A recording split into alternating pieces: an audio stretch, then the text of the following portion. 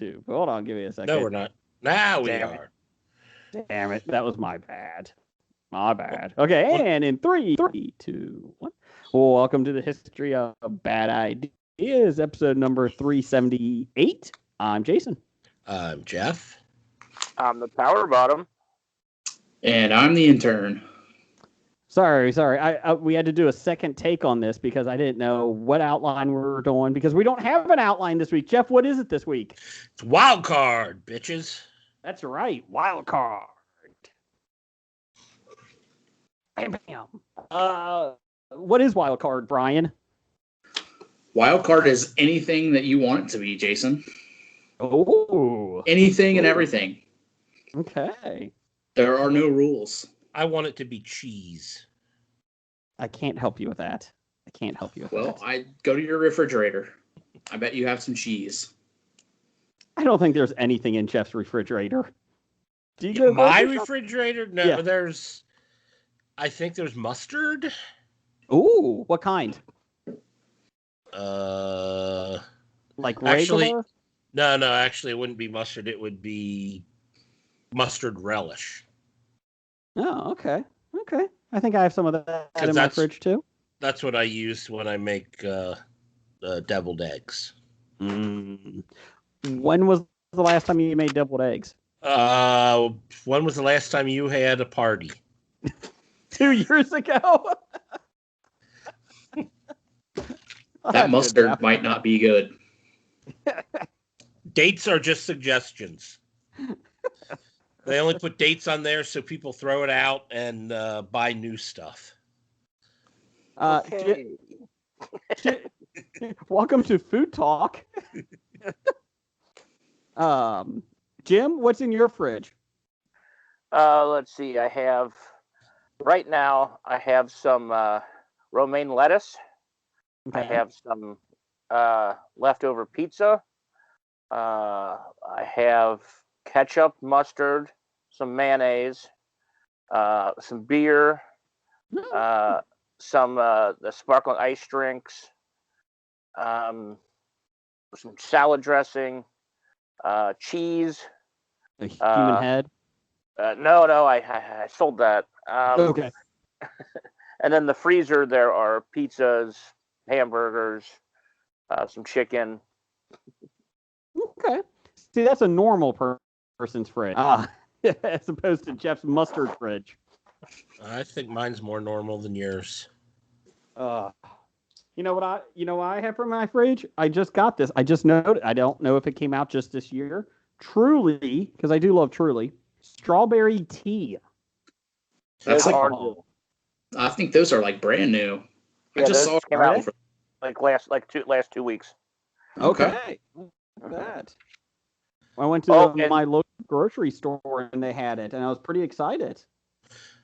Surprised you went into a store. And if you haven't heard, April 17th, at the Fulling place in whatever the name of the place is in Oakley, they're having the first ever Seltzer Fest. Really? Yes. Okay. Sponsored by Truly. Get your vaccination by then. I guess it makes sense. They have like 3 different stages, and they're going to have social distancing. But I think it makes sense that they're having it in Cincinnati. That's sponsored by Truly, because that's pretty much where Truly's made. The interesting part is that it is social distancing, but to drink, you have to drink out of a trough of seltzer. So I'm not sure if that's safe, but they said it should be okay by then. So, well, they give you like cups to dip out of the trough. Okay. And, we'll be fine. Again, the problem is you have to turn it in when you leave, and they just immediately give it to somebody else. Not even rinse it. They don't even rinse it. And the problem is the troughs are the old style urinals that you'll see in old buildings. Oh, nobody wants that. It's not bad though. This one is strawberry tea. I also got another one over here that's lemon tea. I wanted to try the peach one. My wife liked it. Grandma's I've not peach tried the tea. one yet. They also have raspberry. And the raspberry was okay. Not my favorite. Strawberry tea is pretty damn good, though. It's the first time I tasted it. So, Does it taste like tea? Yeah. The lemon tea. Pass. The lemon tea tastes very similar to regular iced tea with lemon. Like it tastes, you don't even notice it's alcohol. Sparkling water, like it's got the bubbles and whatnot, right? Like tea doesn't normally have carbonation in it. Correct, but it tastes like it. You know what, Jeff? Go back to your mustard. I'm tired of you already. I don't even like mustard. I think that's why it's in the fridge, because I use it like that one time and never use it after that. Maybe number one fan Doug is right. Man, these Wildcard episodes are all over the place. They're not. This is what we'd be talking about anyway. We're still in the introduction. Come on. That's true. Blake is not here this week because, much like my 4-year-old, he can't adjust to the time change, so he's napping. 4-year-old, 52-year-old man. I get it. It's fine. Pretty much the same. But yeah, so there you go. We have no outline this week. So we get to talk about anything we want. There's no rhyme or reason. I'm sure we're going to get hate mail from number one fan Doug for not reading his listener feedback this week. I've got Doug's responses pulled up, ready to go whenever you guys want to talk about them. Okay, so we can do this because we did ask for listener feedback in terms of what do you want us to talk about. Since it's a wildcard episode, we kind of turned it over to them. Go ahead, Brian. Start us off with Doug. What has he got? All right. Out of the gate, Doug says, how about this one? Jason will not let the crew back in the studio, but every Saturday he posts pictures of himself working out maskless on Facebook. What? In a gym. In a gym. Okay, first off, I don't post those. I get tagged from the boot camp. But so you're there then? I don't know. Where are we really, Jim? It's very deep conversation there. Yes, I am there. Yes, I am. I've notified the appropriate persons, and an investigation is underway. Okay. Way to go, intern. To be fair, about 80% of the people in the class, there's only like 10 to 12 of us, are vaccinated already. I think almost all of them, except me, which I guess isn't good for me, but for them it's good. And everybody's spaced out enough. So, but yes, that is every Saturday. I do. Yeah. Shut up. Anyways. Let's see here. And Doug also is not too fond of the Wildcard episodes. He says, talk about how awful the Wildcard episodes are. You have the best intern in the business, and you won't let him do his job of setting up an outline. The reason for that is, I'll be honest. Intern Brian, the best intern in the business. Brian, you were busy this weekend, not being an asshole. That is true. You were donating your time and energy to help flood victims. So in Kentucky. So I decided to give you the day off. So that's why we're having the Wildcard episode. Okay. It doesn't happen often. Yeah, and it doesn't happen often. Like, if most of the time we're all assholes, but when we're not, you deserve a day off. So Jeff hasn't had a day off in 6 years. But how was your day off yesterday, Jason? I wasn't an asshole. No, but you didn't go to work. You didn't work yesterday. Yeah, I did. Oh, I just assumed that's why the outline wasn't done this week, because you weren't at work. No. I was actually at work. Yeah, it was. Intern Brian was not being an asshole. He got a day off. Congratulations, Brian. Congratulations. I thought it was because you weren't there to look over Brian's shoulder the whole time. What you doing over there, Brian? What you doing? To be fair, I don't always just look over Brian's shoulder. I massage his shoulders too. So it's in a non-creepy way. Yeah, in a non-Biden way. So that's a whole nother investigation that's been opened. I'm just saying that it's not creepy. At least for me. That's what Cuomo's defense is. His book's got to be out any time now. Oh, does he have a new book coming out? Yeah, like just like his COVID book came out in the middle of COVID about how good he handled it. So his book on how well to handle sexual assault accusations and how well to handle them should be coming out soon. Jim, you're a big reader. I love Cuomo's pickup line, though. Can you God. help me figure out how to open the notes on my iPhone? Is that what he said? He was doing that to some of the girls. Yeah, 2 of them had the exact same. They asked the exact same thing to 2 of them. Oh God! The late night comedians had a field day with it. Oh, nothing says like sexy old man like I don't know how to work my phone. Oh God! What the fuck is wrong with this country? I don't get it. There's a lot wrong with this country. Oh, so, Jim, you're in charge of reading Cuomo's book. You're a big reader. Come on. Dear God. I'll give you a choice. I'll read it if you watch Jessica Jones. I did. The whole run of Jessica Jones. Oh, okay. Well, that's a tough call. That's a tough call. It really shouldn't be, though. That's the sad part. Yeah, it was really good. Do we got anything else from Doug? Anything else? Let's see. We don't have anything else from Doug, but we do have. Let's see here. Kevin at Cincy Explorer wanted to know why Avatar is such a divisive movie and why it will never be superior to Endgame. Well, it's a divisive movie because a lot of people actually said it was good, and then a lot of people said it was bad. And that's why it was divisive. More people have said it's divisive, Jeff. You're welcome. I didn't ask for you why define Live Forever. I asked you why you wanted to, not define it. We're not only an entertainment podcast, we're an educational podcast too. And why is it divisive? Because it's a piece of shit movie. Come on. It is. Have you actually watched it? I've seen like an hour. I feel like that's good enough. So. I have watched it, and it's not a good movie. What'd you say, Jim? That's what I've seen of it. Okay. Speaking of crappy films, I got to, I don't know if it's a pleasure, but I got to watch The Passion of the Christ this week with Steve and Izzy, not in the same room and not together. But anyways, for their podcast, Everything I Learned from Movies. Jeff, that was not a good movie. And I remember watching it twice with you, the edited version and the unedited version when you worked at the movie theater. Yep. It's worse the third time seeing it. Like, it was bad. Well, at least the second time they took out some of the gore. Because it was there was an 8-minute scene of just whipping, and I'm like, yep. How many times was he whipped? Over 270.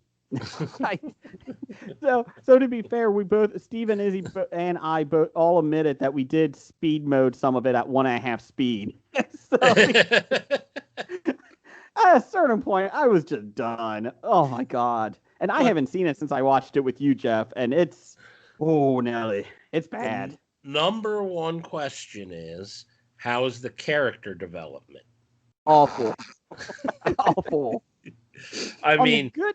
Do they let us know why we should care for this character? That is true. There was not much background about Jesus. I don't know who he is. You didn't give me a backstory. He just had these guys following him. I don't get it. Just a guy that got whipped 270 times for no apparent reason because they didn't give us the reason. So, what was his passion? Tostitos. Really odd. I never thought that. He really likes Tostitos. Coal Ranch Doritos, too. He really likes Coal Ranch Doritos. Actually, to be honest, his passion was making high tables and chairs. He created the high table for people to sit at. He did. It was in the movie. Jeff, I thought it might have been fishing. No, not really. The fish just came to him. It was kind of odd. He just jumped out of the water to him. Wasn't much skill. Jeff, you would be proud on the Everything I Learned from Movies, which will be out in April, that episode. We did spend about 10 minutes talking about the high table and the functions of it. You told us that last week. Did I? Oh, I wasn't on Izzy's show last week. I just watched it last week. Oh, well, maybe you talked about the high table. My comment last week was that The Passion of the Christ spent 10 minutes on it. I'm telling you, We spent 10 minutes on it in the podcast. Gotcha. Okay. Sorry. Now I understand. I think Doctor Number One has a good one too. Did you see that, Brian? I did. Yeah. We let's see. He wanted us to do Face Off, Scarlett Witch versus Luke Skywalker. Ooh. Jim, what do you think? On who would win in a fight? Yeah. Oh. It depends which Luke Skywalker, because if Scarlet Witch gets there early enough and he's just being a whiny little bitch on Tatooine, she could crush him. But if you get to like the Vader, like the Luke Skywalker from like especially like the Mandalorian when he's at the height of his power, that'd be tough to beat. I suppose we're picking them both at the height of their power, or at least. Because, like, yeah, if you hit Scarlet Witch, has Scarlet Witch found a way to go back in time? Good point. They would never meet up because Luke Skywalker happened a long time ago. In a galaxy far, far away. But she has the ability to do so. Whether she harnessed it yet or not remains to be seen. I think it depends on where they're fighting, too. I think that's a big thing. You know, if she's on Tatooine, I think I give the edge to Luke. She's not used to the sand because it gets everywhere, and I think she's not used to the heat. And the heat, I think the heat. And to be honest, the two moons would probably screw her up. Like she would two see suns. The moon. Suns. Sorry, whatever. The two suns. So I would give it to Luke on that one. If it's like in Westview or wherever it's at? Westview. Yeah. I'm going to go with Scarlet Witch because that's home territory, and she can pretty much manipulate anything. Yeah, she would just put runes on her hexes, and he wouldn't be able to use his powers. Yeah, I agree. That's how the Force works, right? Yeah, I think so. She could manipulate the media chlorines or whatever it is. Oh, there you go. Oh, I think I have to put it to the Scarlet Witch then. I think so too. If she can manipulate the midichlorians, he might not get access to the Force ever again. Yep, I agree. Brian, what's your call? I'm going to say, well, it depends on where it's at as well. If you put them in a neutral site like a CVS parking lot, I'll probably say Scarlet Witch. I was going to say center ice in the igloo in Pittsburgh. They would just keep falling and slipping. Well, if that's the case, Jean-Claude Van Damme's going to win. I've seen sudden death. He's going to win that fight every day. And Jaromir Jagr's going to get the game-winning or game-tying goal with 0 seconds left. What if it's at the 50-yard line of Heinz Field? Then does Bane win? Yes. I'm still mad at that asshole for not killing Heinz Ward. We ask one thing of you, Bane, just one thing. But no. Typical Heinz Ward, though, after Bane blew up the whole stadium and killed everyone, he just walked off the field. He didn't give a shit. He just looked back. They're dead. Moving on. Fucking Heinz Ward. I scored a touchdown. Yeah. Does that count on my stats? I'm the best receiver ever. Just ask me. Does it count on the stats if the defense got sucked into a pit below the field? I guess it depends on if they actually count it as an official game. That's true. Probably not. It's the first play of the game. So I'm guessing it didn't go long enough. They probably didn't have enough. Yeah. It's not like the baseball where after 5 innings, it's an official game if it rains. Unless they kept the clock going. Then it could have. Oh, yeah. The clock just kept running and running. There was nobody to call timeout. So Heinz Ward kicked it to the other team. Nobody's there. Fuck you. I want my touchdown. I'm playing. Hey, look, there's Johnny Manziel. He's coming out. It's okay. Good old Johnny. What else we got? Anything else? Dr. Number One also wants to know what are your thoughts on President Biden not holding any press conferences? What is he hiding?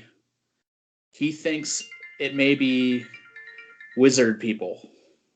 Wizard or lizard? Lizard. Lizard people. The lizard people, yes. I wanted it to be wizard people. But what actually is what he's actually hiding is he's not healthy enough, and he is just a puppet for the Democratic Party, and they're just waiting, giving it time before they can put in Kamala Harris. Okay, down the hall. What is this? Is he like a Statler and Waldorf from Muppets? Well, see, it doesn't matter because he's just on the soundstage, Hollywood soundstage anyway. He's not in the White House. Yes. He's on a movie set. That's not even the real White House, guys. I saw several videos on TikTok of people telling me that exact fact. So if you can solve this case in 10 seconds on TikTok, Brian, yes, you got it, right? Yes. So did he never go to the White House? He just sent his dogs there to bite Secret Service members? Yeah, their dogs are in as home now. They're back. Oh, now they are. Yeah, they got moved from the White House because Major was a biter. But they're getting a cat to take the dog's place at the White House because they want to have a pet. So they're adopting a cat. I hear guinea pigs make good pets. Is it going to be one of those tigers from Tiger King? Oh, well, Joe said that he'd send him one only if he got a pardon.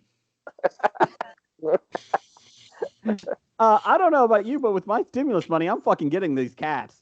I can get a couple. I'm pretty excited. Pretty excited about it. Only $3,000. You're just thrilled because you got dependents who get you even more money. Hell yeah, I do. Hell yeah. I think it goes in tomorrow. I think so. Some have already gone in, so I don't know. Yeah, I think they've gone in, but you can't withdraw yet, I think is part of it. How can I not withdraw money that they're giving me to spend? How can I spend it if I can't take it? Jeez. It's going to be like Black Friday at 12:01 a.m. today. Everyone's going to be at the ATMs lining up, going to Walmart to buy a foosball table or something. I got my 80-inch TV from Dianex. I think that's Scientologists. Well, due to the ineptitude of the Internal Revenue Service, it currently looks like I will be getting my third stimulus in 2022. All right. Have you gotten your second one yet? Nope. Have you gotten your taxes from 2019 actually processed yet? They have not been processed. Last I heard, they were only up until they are just starting to open up the process returns that were mailed in. They're backdated to June of 2020. Well, you can't say they're not efficient. I mean, they're doing it. I think you can say that. That's exactly what I'm saying. Did you send in your resume to work for them? I did not. Okay. Well, they never got back to me to ask when I asked if I could process my own return. So, I mean, if they're going to hire me, then I'm going to work on my own first. It's only fair. I feel like I don't know. I suppose I should ask a friend of mine who works for the IRS what's up. Yeah, I just tell them I like my money. Are you getting money back from 2019? Don't Yes. talk to Rod Dodge, Jeff. Oh, that wasn't who I was going to talk to. I said a friend. Oh, But okay. supposedly, because it's taking the IRS so long, and they're so backlogged, they said that they're supposed to be adding additional money to 2019 returns. Well, damn straight. I mean, if they penalize you for paying late, you should be able to penalize them for paying late. Not money. It's IOUs. They're giving you lots of Well, IOUs. it's just as good as money, though. That's true. That's true. Especially at the HOBI gift shop. I mean, we got tons of fun stuff to buy. We Funko got Pops? Zima. What's Plenty that? of Funko Pops. Yes. I've got a Riverdale one for sale. No! You do not have a Riverdale one. I didn't even think I should have brought that to you when I stormed your castle trying to get Jim's chair back last week. I could have stroked his abs now. Damn it. That's my fault. Does the Funko Pop actually show his abs? Oh, it will. I have a Sharpie. I'll fill them in. Let's see here. Anything else we got, or are we good now for listeners? We had Stork asked if HOBI could start a GoFundMe for Nicolas Cage so he doesn't have to keep putting out trash movies every other month. We probably could, but I don't think we want to. Could someone make him National Treasure 3? Can somebody just throw that in there? Just give him So that he'll be too busy making National Treasure 3 to make 6 crappy little movies. Yeah. Just make one big crappy movie. Yeah, I was on Besotted Geeks podcast this past week too. Yeah, look at that. You're doing the rounds. Brad and I also reviewed a YouTube video on our History of Bad Ideas YouTube page, Sky Sharks. It's also on the Cinema Guys podcast YouTube page. Sky Sharks, Nazis and flying sharks. Nothing better. Nazi zombies and flying sharks. Nazi zombies? But the sharks weren't zombies. I did appreciate it. Lots of blood, lots of nudity, and flying sharks. What more can you want? Anything but blood and flying sharks? Nudity. I'll take the nudity. Yeah. But I don't need blood and flying sharks along with the nudity. And Jeff, you're on a podcast this week. I will be recording for everything I learned from movies. Yes. We are going to be doing a drafting devil movies. Oh, like characters in them, or are you drafting the movies themselves? We're drafting the movies themselves, which took a second for me to realize that's what we were doing. But yes, so now I got to say, I have to find 5 devil movies I've actually seen. Bedazzled. The Devil Wears Prada. Oh, I like The Devil Wears Prada. I'll throw that in there. Bedazzled. Yeah. No. Constantine. Well, yeah. Devil's Advocate. I have to see these. I watched Constantine last week. I didn't. Is that on HBO now? It is on HBO Max. Yeah, I thought I remember seeing that when I was scrolling through. So the question is, do I just pick devil movies that Nic Cage had something to do with? Oh. You know, like 2 Ghost Riders, Drive Angry. I mean, these are Nic Cage devil movies. Left Behind. He had one movie that had devil in the title, although I don't think the devil was actually in the movie. Still counts. But so do I just go the Nic Cage route? Mm-hmm. So it's movies, not television shows? I'm pretty sure it's movies because their podcast is everything I learned from movies, not everything I learned from television. Ouch. Jeffrey in the you can't put Lucifer on there? The Lucifer show? No, I don't think I can. Because that's a television show, Jim. Jeff just explained it to you, damn it. I mean, yeah. Well, Justified had a character named Devil for like 2 seasons. Ooh, that's a good point. He's the same guy. It's the same guy who he was in Friday Night Lights, who played what's his name, the quad rugby player. Oh yeah. Herc. Herc, yeah. Yeah. Not Herc. That's right. How about Exorcist? The Exorcist? That could go 3. on my list. Exorcist 3. Well, no, that can't go on my list because I haven't seen that one. The first one or the then they did like the prequel one? We got let's see here. I'm looking for you, Jeff. Goat Story, the cartoon. I put devil movies in it. Stay Tuned with John Ritter. Remember that one? No. Oh yeah. That was not good. We got Devil's Advocate. Devil's Advocate. Big fan of that one. The So I need to watch The Devil's Advocate, is what you're saying? Yeah, and you can take a drink every time Keanu Reeves' accent goes in and out. You would be drunk by like hour 1. I think the first hour.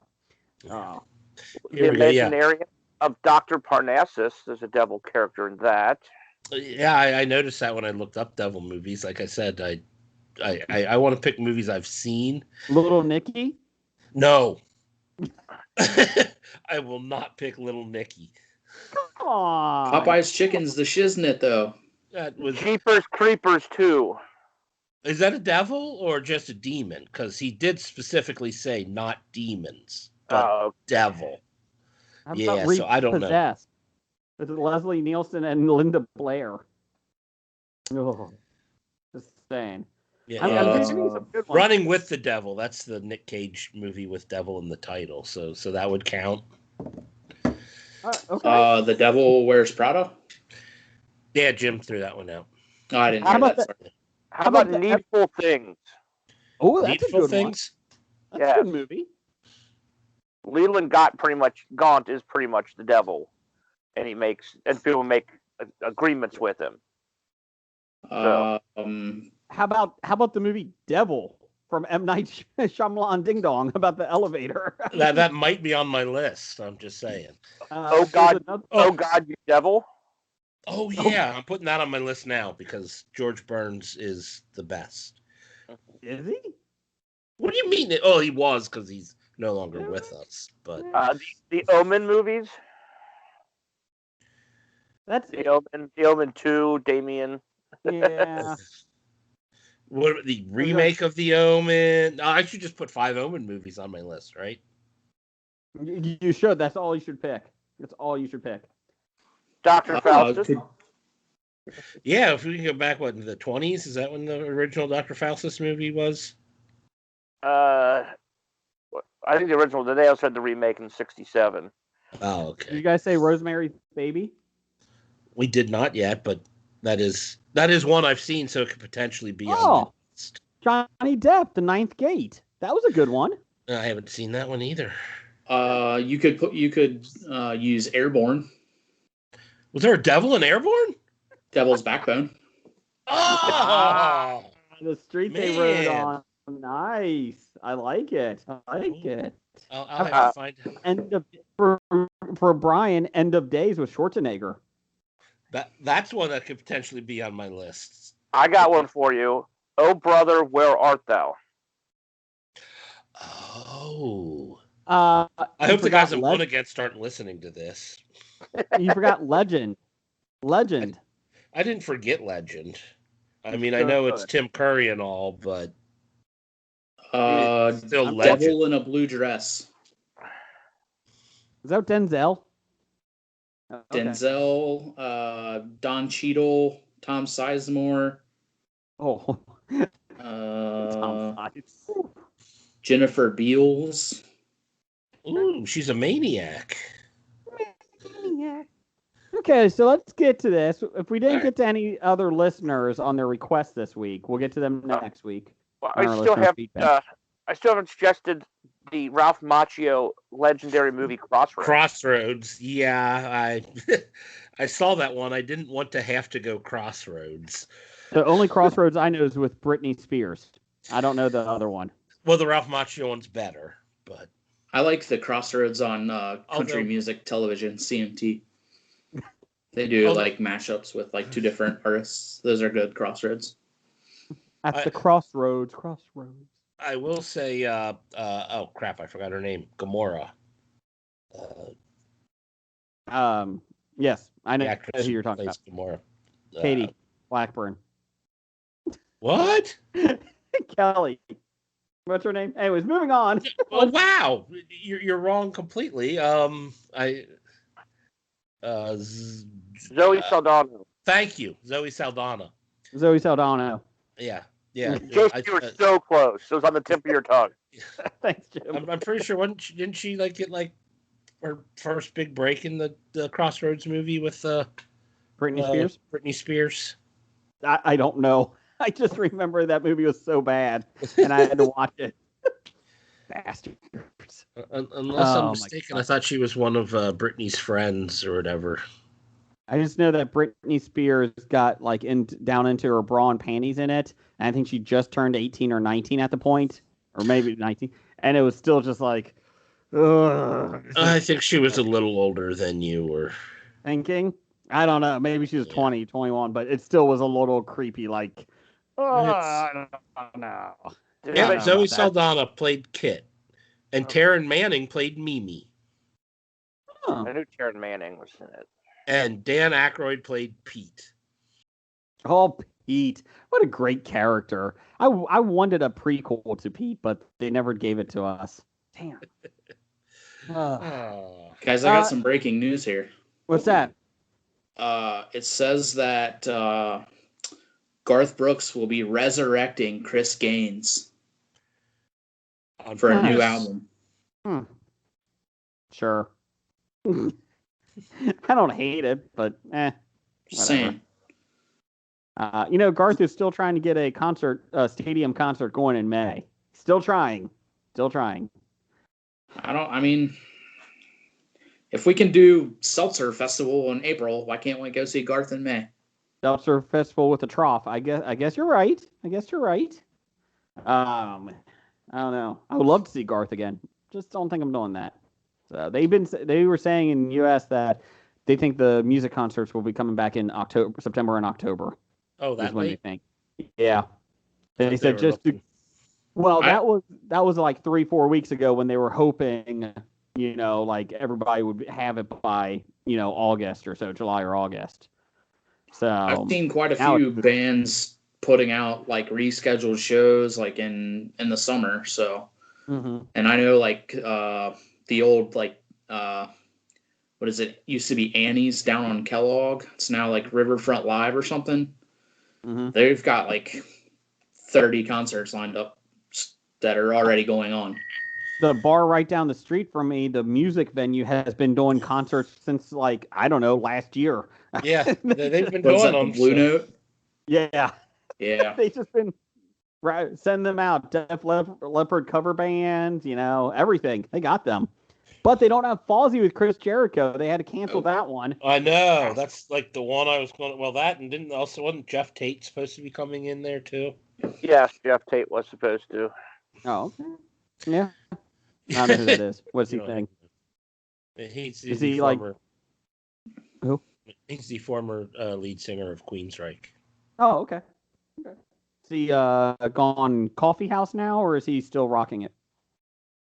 He thinks he's rocking it. Mm-hmm. I didn't know if he went like the Mark Wahlberg and Rockstar way. No, he didn't do that. What a great movie! I actually do like Rockstar. I enjoy it. I enjoy that movie. I don't know why, but I do. Oh my goodness. Okay, so it's Wildcard, bitches. I'm sorry. Wildcard. I just think that movie. I think I like that movie because it's got like the great music by Steel Dragon. Steel Dragon. It was just enjoyable. It's lighthearted. You can watch it. It was a good movie. Yeah. I mean, even made Jennifer Aniston intolerable. So, I mean, I guess that's not bad. Fucking Jennifer Aniston. So for Wildcard Week, I think we're doing our top 5 favorite Jennifer Aniston roles. You can. Everybody's got their own top 5 today, bitches. No. We're all doing our top 5 favorite Jennifer Aniston roles. You're doing something different. That's fine. I actually had wrestling just to piss off Blake, and I'm now pissed off that he's not here. Damn it. You should save it for next week. Just start doing it totally different, like Smurfs. Oh, my goodness. Can I start, though? I do have one. Well, you know what, Jim? Jim, you gotta get shafted on here. Why don't you go? What do I want to talk about first? Yeah, what do you got? I did watch the show, the third season. I didn't even realize it was a series, like kind of like American Horror Story. I started watching The Sinner. Oh, that is in our Netflix queue. Yes, and I started on season 3 because I looked and it had Lone Star himself and starring in it along with Matt Bomer. So I watched season 3, and it's really good. So is each season different, like American Horror Story? Yes. Okay, what's the premise of it? Like, you don't have to tell me premise of season 3, but like, what is the overall theme like? It's kind of a cop procedural show. Yeah. Okay. Do they have the same characters in each season or different ones? I don't know. I've only watched season 3. So that's what I was going to say. I believe the first season has Jessica Biel in it. Jessica Biel is the producer for the entire show, so she was in the first season. Yes. But I don't remember who was in the second season. So is it kind of like True Detective, like different things each season, but it's a cop-based thing? So it's. Well, I know season 3 is. Season. I'm not sure. I can. So the tagline is an anthology series that examines how and why ordinary people commit brutal crimes. Ah. Do you guys like anthology series for shows? I do. Or do you like the old school version of just like regular series? I like the anthologies. Like I like how like True Detective is different, and what's the other one that we just watched? Fargo. That's another. Yeah, we watched another anthology just recently it's pretty good. I can't remember.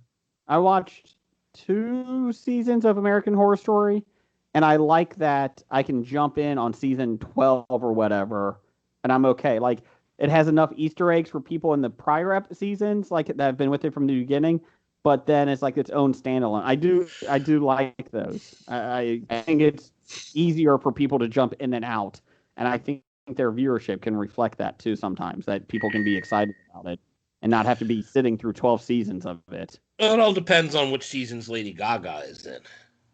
She in it? She was in American Horror Story.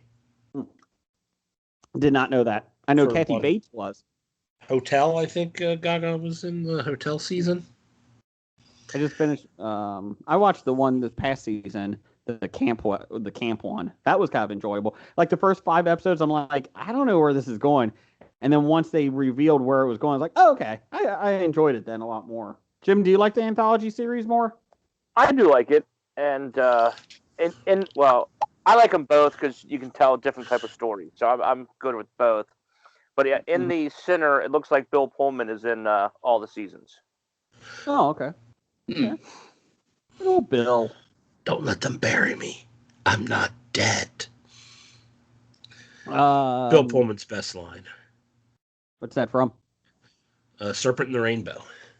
Oh, Stephen King, right? No. Isn't it? I don't think Dean so. Koontz? Dean Koontz. I don't know. Dean Koontz. Sorry. My bad. Now you're going to make me look that up. Hell yeah. I'm already looking it up. Hey, so Jim's got that. Jim, can we talk about the Uber rider from Serpent in the Rainbow is Wes Craven. Story by Wade Davis. Okay. Can we talk about the Uber rider from hell? Have you guys seen this? The 3 girls? Yeah. I have not. Arnie, this is from Vice. Arnie Kamiya, 24, is caught on video coughing on her driver and pulling off his mask in San Francisco last week. It was an Uber driver. The Uber rider from hell was caught, let's see. She attacked her Uber driver, Subharka Kadaka, I think. He's from Nepal. On March 7th, after he asked her to wear a mask. She basically has been at large for the last week. They've been looking for her. Damn straight. I'd be pressing charges. She communicated through attorneys that she intended to turn herself into San Francisco police on March 11th, and finally it happened. She's facing charges of battery of a transit employee, first-degree robbery, and conspiracy to commit a crime, in addition to breaking COVID mandates. Let's see here. In total, she's facing up to 20 years in prison. Wow. The charge of battery of a transit employee comes with a 1 year in prison and up to $10,000. First-degree robbery is 3 to 9 years.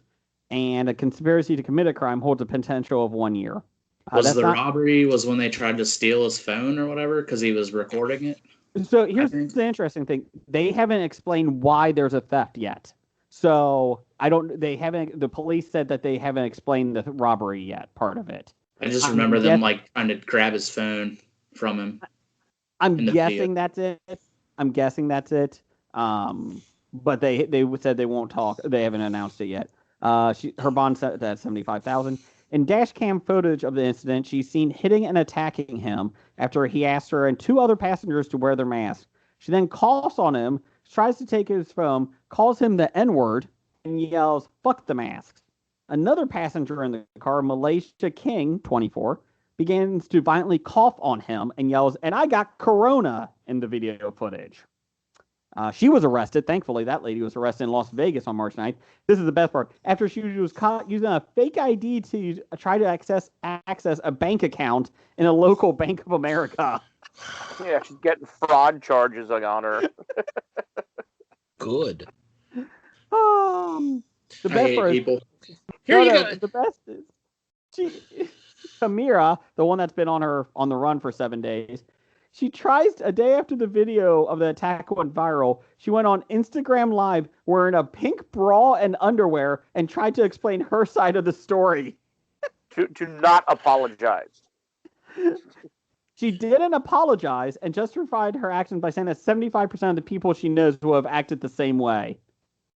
She also implied the driver got off easy. "He's lucky as hell I ain't have nothing on me, because if he would have played with me, bro, it would have been a whole different story," she says. Yeah. Wow. This isn't the first time Kamira has exhibited reckless behavior. A video surfaced of the woman recording herself going 122 miles an hour with one hand on the wheel in a car and the other holding a phone. At times, she looks to the side or at her mirror and saying, "This shit is getting too colossal," after hitting top speed. I hate people. They're the worst, man. I just don't have words. I like how she justified herself in a bra and panties video. Yeah. Seems legit. She's got to keep up those influencer points. She's got to keep racking up hours on Instagram. I don't get it. I just don't get it. I'm like, Jesus. Did the third person? I never watched the whole video. Did the third person ever do anything? She might be the most innocent one. Yeah, I don't really think she's just kind of there. Like, she doesn't really do anything, but she's not wearing a mask. Mm-hmm. She's just kind of like, she doesn't. I don't think she actually like gets like too involved. Well, I think Uber's policy, correct me if I'm wrong, I thought Uber's policy was that you have to wear a mask in the vehicle. Is it, Jim? It is. Okay. So again, if your driver doesn't care and you don't care, then it's not bad. But pretty much most of the drivers have been wearing masks and making people wear them. So. Yeah. I'm not saying if you get in, the driver says he doesn't care. That's fine. I'm just saying that if you get in, the driver says, "Hey, put your mask on. It's my vehicle. Fucking put your mask on." Not only is it Uber's role, it's their role. So, oh my God, she seems like a delight. She seems sweet. No, she doesn't. She threatened to sue Uber and said she likes Lyft anyway, but she has been banned from both Uber and Lyft. I hate people. I just hate them. So, Jeff, you got anything this week? I suppose we could talk about. I hosted the game of Blood on the Clocktower this past weekend. That playing with Jason took place. I can't speak now. Jason, thank you. But yeah, it is a social deduction hidden role game. If people are familiar with the game Werewolf, it's similar to that, but there's no player elimination, so it's much, much, much better. But and it works great on Zoom because people can break out into other rooms and like have their talk behind your back, and you don't have to do the everybody close your eyes type stuff. You just say everybody go to your rooms, and then now the storyteller will go visit them individually if they need to give them information or something during the night phase of the game. So there's day and night phases, and you have to figure out who the demon is. The imp? Is that what it is? The demon imp? Yeah. The demon. This one was an imp. They've got a bunch of different stories that they have or whatever that have different types of powers. But we played the basic one, and the demon is the imp. But yeah, you have to figure out who the Yip is. My wife played even. Yes. We both had to go to the opposite rooms.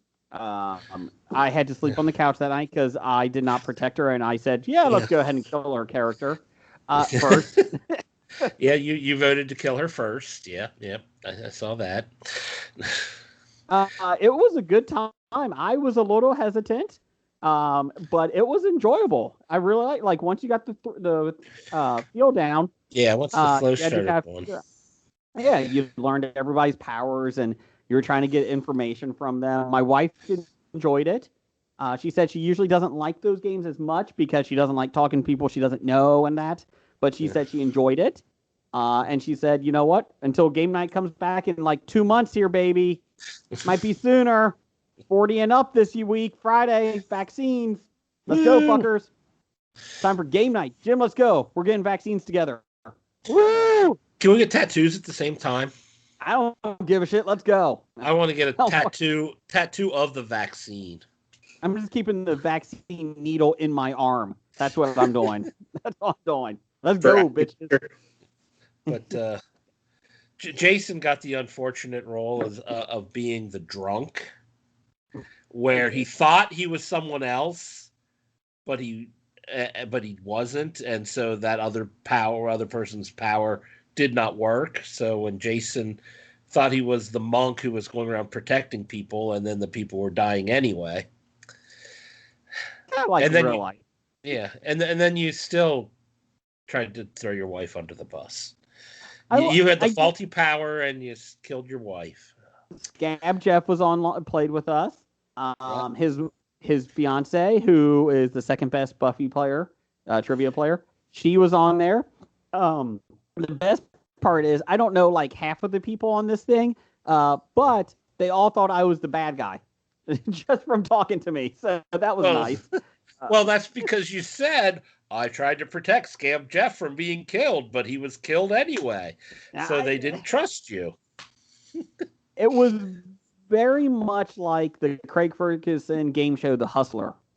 Have you seen that? No, I never did. You need to watch that. That's a good show. Number one fan Doug got me on that one. And basically there's 5 people and they sit around a table and the hustler is trying to the hustler is the only one that can eliminate somebody after every 3 questions. And they answer a total of 10 questions and they get money for each one.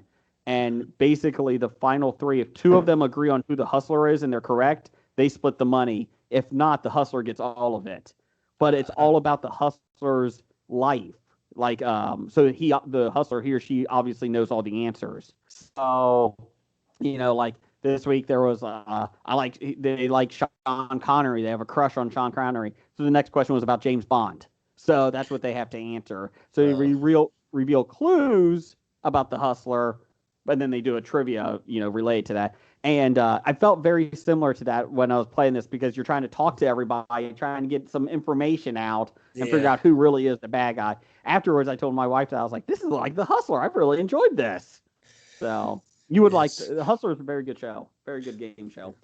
The problem was you trusted my friend Mike, who was the demon's minion.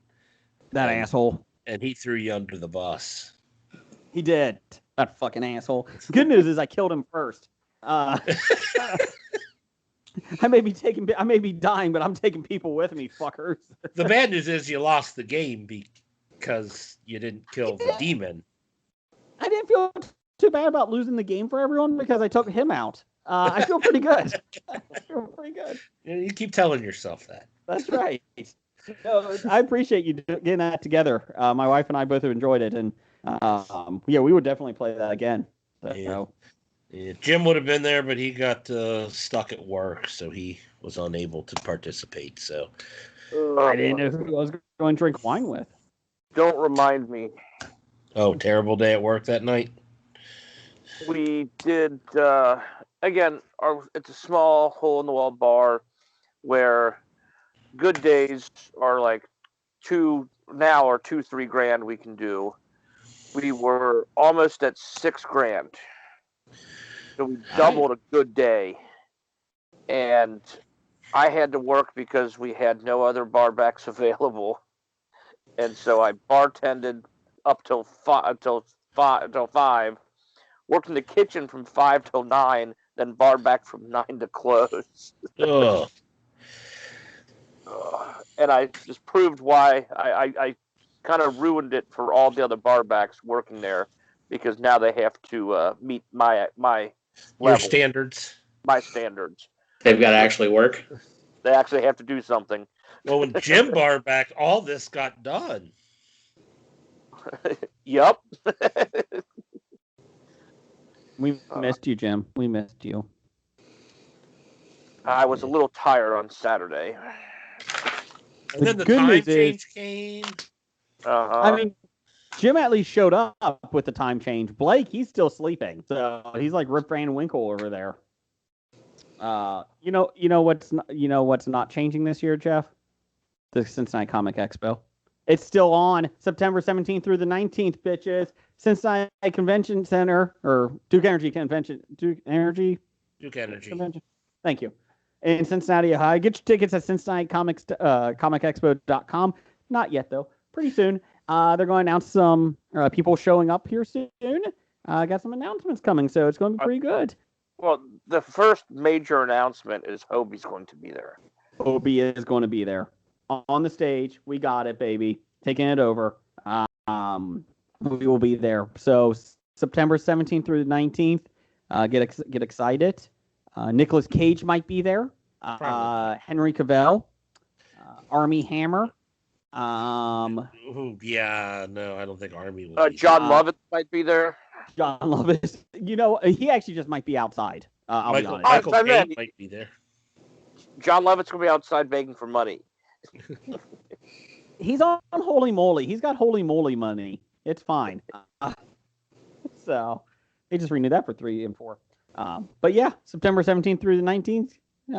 Take a look at CincinnatiComicExpo.com. So, Brian, it's your turn. You got anything you want to talk about?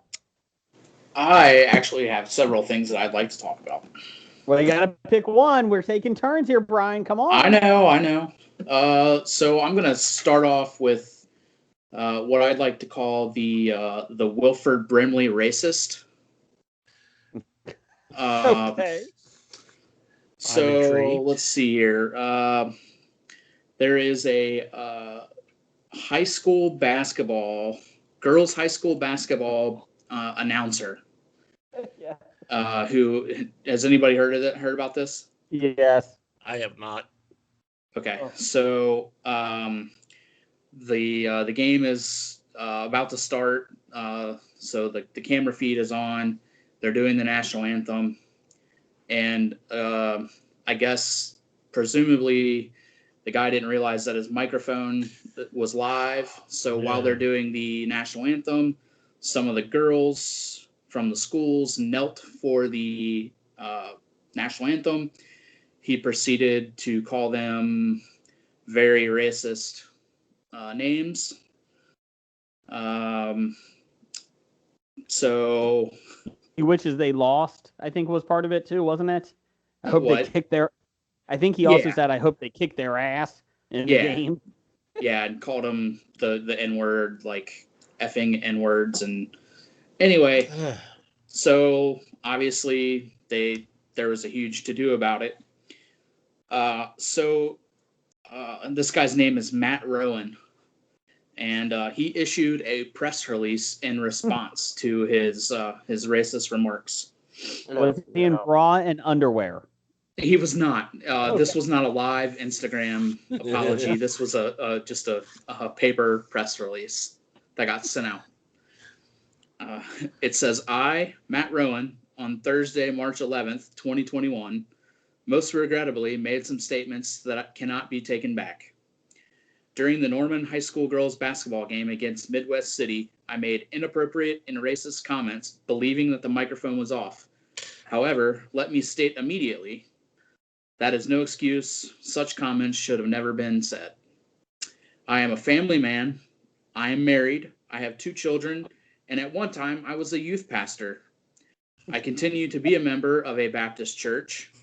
I have not only embarrassed and disappointed myself, I have embarrassed and disappointed my family and my friends. At this time, I would like to state that I suffer from type 1 diabetes, and during the game, my sugar was spiking.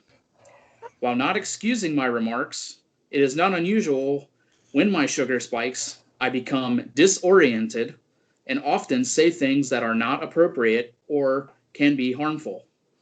I do not believe I would have made these horrid statements had my sugar not been spiking. I just needed a fucking rice cake. Damn it! Where's my rice cake? So should have had a Snickers bar. Yeah. So he's using the Twinkie defense. Diabetes made me do it. But isn't that what Harvey Milk's assassin used? Exactly what it was. Yep. The junk food defense made me loopy. First off, let's dissect this a little bit. So let's reel it back here, Brian. So you have the press conference or the thing right there, his press release. Yes. So first off, let's go through that. Let's start with he's a father, right? He's a father. So we got that one. Check that off. He's a husband. Check that off, right? Yeah, he was a pastor at one point. Pastor. I like how you threw the religious aspect into it. What else do we have? What else?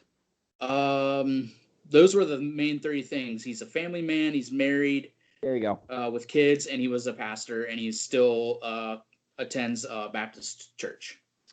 So Jim doesn't attend Baptist church. He doesn't have kids, and he's not married. So is Jim going to hell? Like, is that the difference? Like, he can go ahead and say this stuff, but this guy can't. He feels bad because of family man, right? No, I'm kind of expected to say that stuff, I think. And he doesn't. Oh, okay. See, that's the problem, Jim, is you're not saying the stuff. Well, I don't have diabetes. Oh. So what a fucking asshole. Jesus Christ, I don't get it. I don't. I like that he was a youth pastor at one time. At one point. So maybe during one of his sermons, blood sugar spiked a little bit. Maybe got a little racist with the Bible. Maybe we're being a little hard. I've never seen any religious people do bad things. I mean, outside the Crusades and the priest. Get your printer on the iTunes app, iPhone app. And or the Spanish Inquisition. Spanish Inquisition. Yeah, okay. No one expects the Spanish Inquisition. Our main weapon is fear. Fear and surprise are our two main weapons. The Salem witch trials. I mean, in all honesty, I don't think the religious have really done anything bad. I mean, this is second to, I think this definitely trumps Roseanne being racist because of Ambien. Oh God, that's right. So that's diabetes, I think diabetes definitely trumps the Ambien one.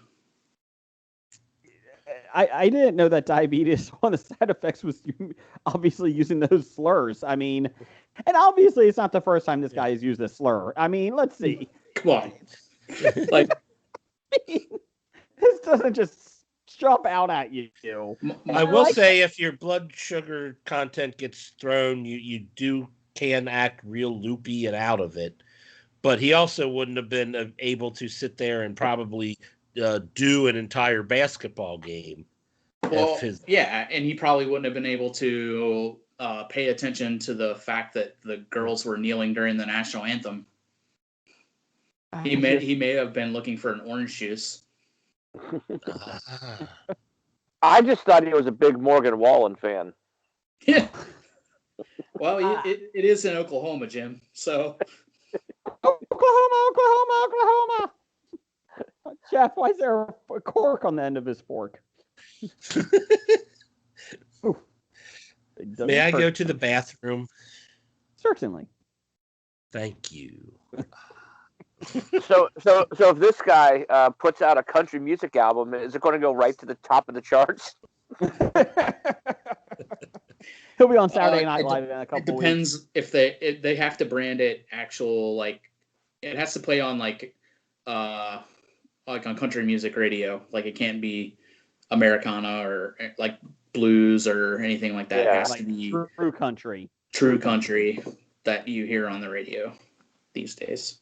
I like how our Wildcard episode went from like, yeah, Wildcard bitches to, God, we fucking hate people. Like, we got some negative stories this week. There's a lot of shitty people out there that do shitty stuff. So at some point, we need to discuss it, I think.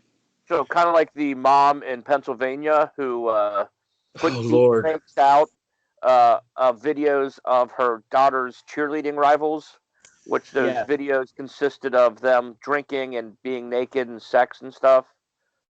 Yeah, so I got that one here, Jim. Let me help you here. But they weren't like real videos, right? Like she created them. They were like fake videos. They're deep fakes. Yeah, they're deep fakes where she used the technology to put like their faces and try to make it look like. So there were like real videos of people like drinking and smoking while naked and whatnot, and she put these teenagers' faces on these bodies. So, for the New York Post, a Pennsylvania mom allegedly made illicit fake videos of her daughter's cheerleading rivals and sent them to their coaches in a bid to get the kids kicked off the team, which it worked. They did get kicked off the team. Did they? Yeah, a couple of them. They're back on. But I know at least two of them, or one of them did, because the one girl came out to the public and was like, F this, I'll tell you exactly what happened. Like, I'm not hiding behind this. This fucking bitch crazy lady is the one that did it. The false images, which are so expertly manipulated, they were known as deep fakes, were sent to at least 3 girls on the Victory Vipers cheerleading team, with messages urging the youngsters to commit suicide, citing the Bucks County District Attorney's Office. Rafaela Spoon, 50, was charged with cyber harassment of a child and stands accused of creating the completely false snaps to show the kids drinking, smoking, and in the nude. So I will say, if you didn't know that this lady did this and you saw her mugshot, you would immediately think that she did something diabolical. Yeah, she's a terrifying looking woman. Yes, she reminds me of dance moms. As I said offline or off air, that face will haunt me for the rest of my life. That face is scary. God. Oh. 2 more girls. Basically, this has been going on since July. Victory Vipers told ABC News it cooperated with the police during the investigation, and all athletes involved are no longer part of our program. So I guess they're not coming back. Wow. I wouldn't want to. Yeah. No. I like this. You ready? This is almost as good as your, Brian, as your announcer's press release. Victory Vipers has always promoted a family environment, and we are sorry for all individuals involved. We have very well-established policies and a very strict anti-bullying policy in our program, the team said. So why are you not bringing the people that were bullied back? Well, they might not want to come back. No, I get that, but I'm just saying, come on. Yeah, that lady, oh, God. She is scary. Oh, God. So, Jim, do you got anything else you want to talk about here? I was going to bring up that crazy lady. Trying to think anything else I wrote down here. Oh, we can talk about some the new sports stuff going on with the free agent signings in football and baseball getting ready to start up. Who's everybody's pick to win baseball this year? Who's going to win the World Series? Ooh, okay. I'll pick the Reds because I pick them every year. Okay, besides the Reds. Because I can't. I have to start off the season optimistic. I like your attitude. Besides the Reds, who's going to win? I don't know. I guess the Dodgers will repeat. Yeah, the Dodgers with their $100 billion payroll. San Diego is the sexy pick though right now. San Diego Padres. I'm not sold on them yet. I'm not sold on them. Well, I mean the Dodgers are returning a lot from their World Series win, and they added like the Trevor Bauer, the Cy Young Award winner. So San Diego has added a lot of players that are really good. Yeah, they added like 3 pitchers. Blake Snell, they traded for. Don't you feel like they're kind of like Darvish, who was second? Yeah, Hugh Darvish, to go along with like 5, like pretty much top of the rotation ace pitchers. And they're not even going to have Clevenger this year. Yeah. I feel like San Diego was like what you do when you have a video game, baseball video game. You like trade for everybody you want in the offseason. San Diego did the same thing. Like fuck the salary cap. Would you like to add a salary cap to your franchise? Nope. We'll just add those. But the stuff they didn't give up a lot to get these guys either. No. They took on salaries is what they're doing. Yeah, they kept a decent amount of their top end prospects in place. Mm-hmm. Somehow Matt Kemp was traded, and they're still paying for that salary. Somebody's paying his salary. It doesn't matter if he's playing or not. Somebody's paying Matt Kemp's salary because that guy got traded around all the time with his salary. Poor guy. I almost feel bad for him. Jim, you know what? I feel bad for him because he's a millionaire. Twice, 6 times, 1,000 times over. I don't feel bad for him. Jim, I'm going with you. Come on, help me out here, buddy. I'm going with the Blue Jays. The Blue Jays are winning it. I'm telling you. They are got a nice young core of players. They're about 2 to 3 years away. I just think they need a little more pitching, but I mean their bats should be good with all the kids of former major leaguers. Didn't they sign Springer? Yeah, and they signed Springer too. Yeah, that was huge. To go with Biggio and Guerrero and Gurriel. I think Bichette. So wait a minute. No, I think we're in the 90s again. So we're only missing. Does Larry Walker have a kid? No, but he's still playing. It's just Larry Walker. I got it, guys. Odds Shark, which is a betting one, is listed all the ratings. I'm sorry, the rankings for who's going to win the World Series. Who is the worst team to win the World Series? The worst odds to win the World Series. Pittsburgh Pirates. This was 6 days ago. Pittsburgh Pirates. Tampa Bay. Pittsburgh is correct. Yeah. Oh, Tampa Bay took a big hit yesterday with one of their young starters being shut down for about 3 or 4 weeks. Oh, miss it. You each got. I'm just saying, Tampa. They made the postseason last year. I don't think. But they lost. But they traded. They won the World, or they went to the World Series. Mm-hmm. Oh God, yeah, they did. I thought they lost before that, but no, they were in the. Yeah. My oldest son was not happy that the Dodgers won. Oh, neither was I. Nobody roots for the Dodgers. So only reason I was happy about that was for Mookie Betts. See, I'm not a fan of Mookie Betts, so I didn't want him to win either. See, LeBron James bought a share into the Boston Red Sox, or he's going to. So he was already part of the ownership group. So the ownership group, the Henry Group that owns the Red Sox, they also own Liverpool. Mm-hmm. So he was a part owner in Liverpool. So now he's just buying into the other teams in the group. I don't blame him. I think he just wants season tickets. I think that's all he wants. I would love to have season tickets to Fenway. So the next 3 teams, it's a 3-way tie for the second least favorite teams to win. Brian, give me one of those. Oh man, the Cubs. Hey, Jeff. I'll say the Reds. Jim. Baltimore. Yeah, Baltimore. Oh, Baltimore. Yeah. Colorado. Detroit And Texas. Baltimore's right up, tied with Arizona and Kansas. The Reds are actually in the middle of the pack. Wow. Yeah. That surprises me from a team that lost like their one good. Yeah, but they can't hit the fucking ball. They got a lot of hitters in the offseason. Did they? No. Did they get anything in the offseason? They got Heineman. John Heineman will be a backup at every position. Yeah. Well, they have their new shortstop. Yeah, Suarez. our Gold Glove All-Star third baseman. Yeah. Oh, Who Good lost news 15 pounds in the offseason. yeah, And that's is moving a lot better. Good news is they signed Brandon Larson.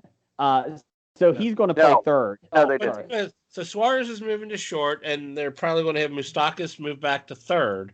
So they got a second baseman who's any good? Jonathan Aaron India. Oh, is he? You think he's going to make the team? He is having a really good spring. He was moved from the minor league camp to the major league camp already, and they say he's got a good chance to make the team. Him and Brandon Finnegan are two guys who might play their way onto the team. So the top 4 teams favored to win this World Series: LA, Dodgers, San Diego, Yankees. Who's the last one? And Houston? No, can't Mets. be Houston. New York Mets. Mets are 5th. The Chicago White Sox. I forgot about them. They made some moves. That's right. The last 2 years they've made moves. They were like the first ones to actually go after things, weren't they? Like they made the biggest splash early. Jim, since you're talking sports, let's talk the big story here. Johnny Manziel in the Fan-Controlled Football League. I don't know why we keep talking about this. Because it's like a train wreck. I can't stop watching this. I said if we stop, I'm hoping if we stop talking about it, it'll go away. Nope. Yeah, I think you personally are keeping the Johnny Manziel story alive. You've given him more press in the last month than he's gotten in the last 3 years. Okay, fine. Here's your choice. I either talk Teen Mom or Johnny Manziel. Which one? Jesus okay, let's Christ. talk about I think I can hang up on this call. Let's talk about the big free agent signing by the Dallas Cowboys yesterday. Who was that? Jake McQuaid. Who is that? Not their new long snapper. Ooh, that's exciting. Did they just win a Super Bowl with that signing? They might have. It pissed off a lot of Cowboys fans because their their former long snapper has played 16 years for the team, is second in games played for a Cowboy. They want him to get the record, and they just went in a different direction because John Fassel and they're used to be with the Rams, along with Greg Zuerlein, who his holder was he was snapping for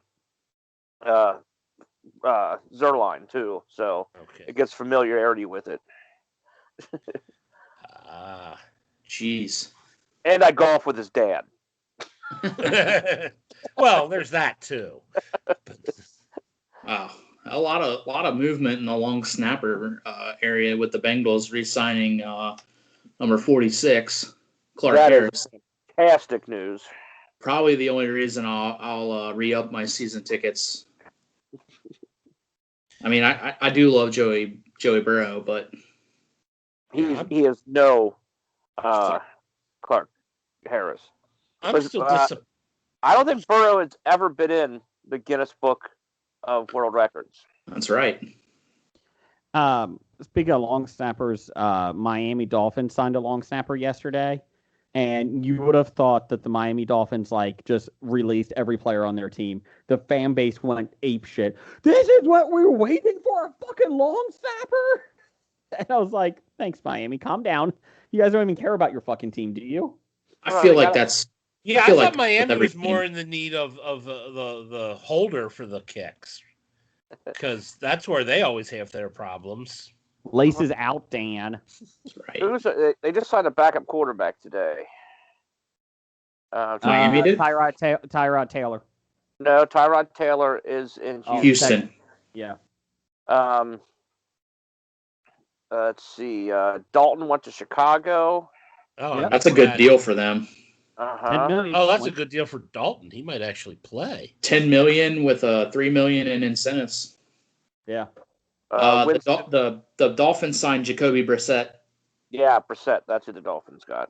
Did AJ Green officially go to the Ravens? That was the rumor.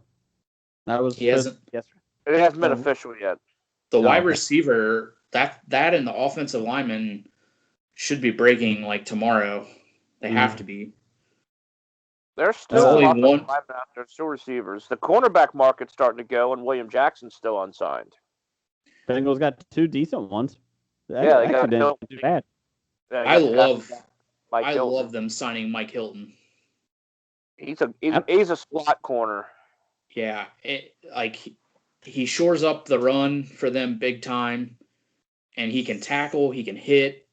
Like their corners have for years have been grabbing at ankles and grabbing at jerseys, trying to tackle people. Well, they also signed the Minnesota. They signed the Minnesota cornerback last year too. Yeah, that didn't get to play at all. Trey Waynes. Yeah. And Mackenzie Alexander. Yeah, they don't. Alexander's a free agent, right? They offered him. I mean, they offered him their whatever the qualifying offer, so they can match if somebody signs. Yeah. But the guy from Dallas is also a big tackler too. Yeah. The run. So I mean, after years of seeing Kirkpatrick with the Hail Mary, like, well, I'm gonna get beat. I might as well just go ahead and pass interference because I can't hit him or I can't catch him. Mm-hmm. But I really think that's gonna, like, Hilton and Von Bell together, like those dudes can hit. And that just frees up Bates to play center field. Yeah, they have to lock him up soon. Yeah. Especially letting Jackson go. Yeah, do you feel better about your fantasy football team this year now? What, me? Yes. Why would I feel good about my fantasy football team? Just checking. I'm just doing all football talk here, so I'm just trying to get you. Especially, I'm too busy looking at my fantasy hockey team. Oh, no. Let's not talk that. Jimmy, got anything else, or are you good? I had a nice bowling series last night, so I'm proud of myself for that. It's all about me. It's all about me, not about the team, because we got beat by like around 200 pins in 3 games. Ooh. But I bowled a 257, a 205, and a 213, so I was proud of myself. See, Jim, it's kind of like you killing, like me killing the one person in the game, even though the people I lost, I at least took someone down. It's you. Your team lost, but you did really well. Yeah. Good job. And I watched a guy bowl a 780, which was a 267, a 266, and a 247 against us. That was pretty impressive. Did he use 12 frames like in Kingpin, or was it 10? He used or 15 10. frames. 15. 15 frames, sorry. We do everything 150 times. Kingpin was on the other week. That's an enjoyable show still. But watch that with your children? No, I did not. Jeff, you got anything? The next thing I want to talk about was the next thing on Brian's list. Oh, what's that? So I guess we're back to me then? Yes. Yeah, the next thing on Brian's list.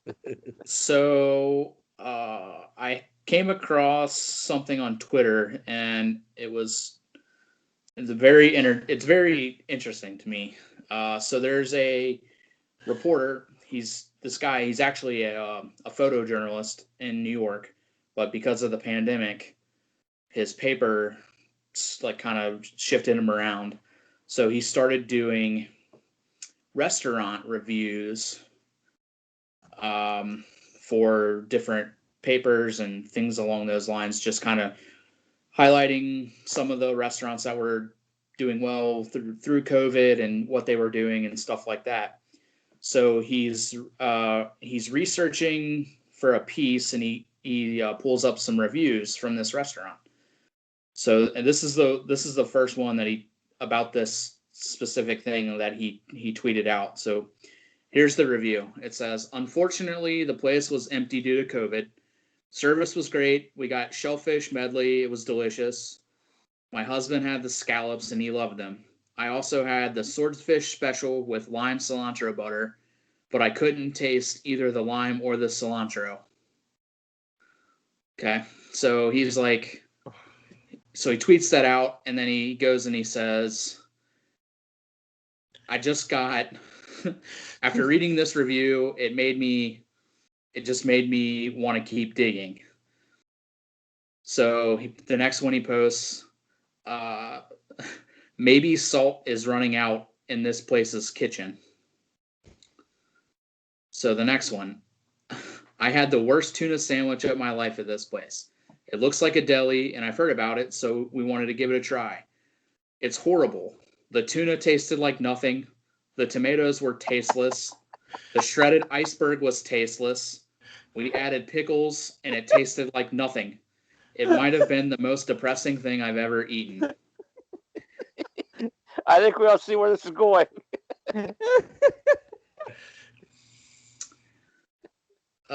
Let's see here. This lady, she was at a, she got a coffee somewhere. I ordered a caramel frappuccino, and I couldn't taste the caramel. Sent it back. Still couldn't taste the caramel. Ended up having to have them put 6 pumps of caramel syrup in it before I could taste it. My God. So Yeah, I think we broke Jeff. there are so supposedly there. What I gather and what this guy obviously gets is that there are hundreds of thousands of people who had COVID that just didn't realize that they couldn't taste anything. That's one of the main symptoms. Right. Right? Yeah, exactly. And 6 pumps of caramel before it's like, yeah. Think there's probably I would be worried if I was getting that much caramel and I couldn't taste it. You know, it always amazes me, like the people that get the coffee, and not even coffee, but it's like 80,000 pumps of caramel in their coffee, and I'm like, you're just getting caramel now. That's not even coffee. I used to work for That's somebody. the only way that coffee is worth drinking, though. Stop it. But I used to work with somebody that would get that something like that in the morning, every morning, and she figured it out, and it was 900 calories every morning she was eating, or drinking, I guess, from it. God. I'm like, Jesus. It's a whole lot of calories there. So this guy, like, the whole thing, like, he circled back and he's like, I would like to petition to have a new tab invented for restaurant reviews that's called Reviews Written by People Who Should Be Quarantining Right Now. So, but in the feed of this, like where people are like posting other reviews and where he's talking about it, somebody brings up the Yankee Candle website has been inundated with the same thing, where they're getting tons of negative reviews or bad reviews on all of their scented candles now because people can't smell them. Oh, man. So this just goes into my anxiety and everything else, OCD, everything else I have issues with. I'm not exaggerating. Every single morning, take a shower, get out, I go put my deodorant on. I make sure I can smell my deodorant every morning to make sure I don't have COVID. Every single morning. Just because you can smell it doesn't mean you don't have COVID. I understand that, but that's one of the first things I do every fucking day. I have some issues. But... Yeah, think? There are angry ladies all over Yankee Candle's website reporting that none of the candles they had bought had any smell at all. I wonder if they're just feeling a little hot and nothing has much taste for the last couple days. Wouldn't you think that if you're not smelling it, like you would be thinking, hey, maybe something else is going on? Yeah. No, never mind. I know this world. Never mind. Fuck it. No. I literally had to bring my nose to the rim of the jar to notice any scent. This is one of the weakest Yankee Candle scents I've ever had the displeasure of purchasing. Horrible candles. Absolutely no scent at all. I smell literally no citrus when this candle was lit, even putting my nose inches from it. That was from Tim. Oh, damn it, Tim. Damn it, Bobby. Damn it. I I don't know. Like I just like somebody like retweeted that and into my feed, and I guess got sucked in the rabbit hole of it. And I was like, it's so ridiculous that so many people had no idea. What, Jeff? I was just thinking maybe I had COVID when that chicken place around the corner opened. No. There's Raising Cane's has no flavor. Oh, okay. But I heard there's good sauces. Their chicken has Raising no Cane's flavor. has good sauce. They have sauce. One sauce. What do you mean sauces? They have one sauce. One sauce. If you like the sauce, good. And if you don't like it, you're shit out of luck. Hopefully you don't. Hopefully you have more than mustard in your refrigerator. Everything I hear is Raising Cane's is the shit. Like it's the best place. It's the chicken is tasteless. I mean, it's not bad because there's no flavor. And the cane sauce, I don't like the flavor of. So the one thing to flavor up your chicken, I dislike. So I'm like, pretty much, you can go to Dairy Queen and get their chicken finger basket, and it's just as good or better than Cane's. Nothing wrong. And with it's Dairy probably Queen. half as expensive. And the sauce is virtually the same. Dairy Queen is awesome because they sell pretzel bites. Any fast food place that sells pretzel bites, you can't go wrong with. But if you're on like the west side of town, you can go to Effin' Good Chicken and get much better chicken tenders. Yeah, Effin' Good is effing good. With a choice of sauces. Yes. The restaurant's called Effin' Good? Yes, Effin' Good Chicken. And Good. Okay. I think it's F''N. Good. They're opening up a second location too. So. Yeah, and then a story. My mom went through Raising Cane's drive-through to pick up some stuff, and she asked for chicken tenders, and they told them they have chicken fingers, not chicken tenders. So then when she ordered and then asked for barbecue sauce, and they kind of got shitty of, we have cane sauce. Oh my God. I felt sorry for my dad when my mom got home because she was not happy. We'll finish this up here before we get to the top 5 here. Justice League comes out this week. Snyder Cut. Everybody excited? I got it behind me. Look at that. Are we going to do a viewing party, Jay? Sync up our things and watch together? I've been invited to 2 different podcasts to do this. Oh, God. To do a viewing party with them? No, not a viewing party, thank God. Yeah, so you can watch with me and then go to their podcast to talk about how crappy it was. Are you getting vaccinated yet? Do you have oh, no, you're not eligible yet. Friday we're eligible. Friday, it will be Friday. But like I said, you can do a viewing party at home. You can sync up your stuff and watch at the same time, and then we can just open a Skype call or something. I don't know. Can we do it as an hour-long series? Like, can we just do it like 4 episodes? Break it up into episodes? I suppose you can. I can't do 4 hours of this fucking thing. Oh, that's right. I forgot how long it was. I mean, Jeff, I can't even get through Jessica Jones, and that's a good series. Like, come on. I mean, God. I'll have to say the preview of it did look much better than the first movie. I'm not saying it's not. At this point, though, I just don't care because of all the people bitching about it. Asking for it. All that does is tell me that there's some pretty good people that are out there that know how to make good trailers. Yeah.